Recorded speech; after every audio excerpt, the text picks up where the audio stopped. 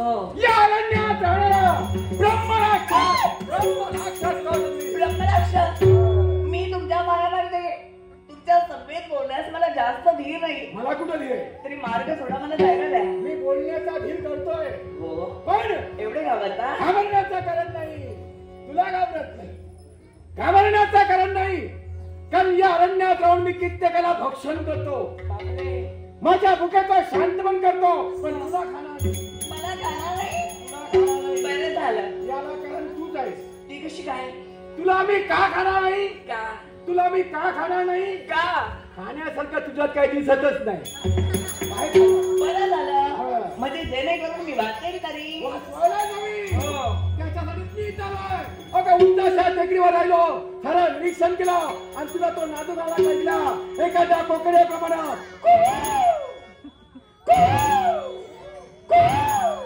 असा सुंदर तुला तो आवाज ऐकला. आणि आवाजाच्या अनुरोधानं आपण इथवर आला. त्यावेळी लागायचं नाही, बोलायचं नाही, घाबरायचं नाही, उठायचं नाही, बसायचं नाही. लाजू नको रे.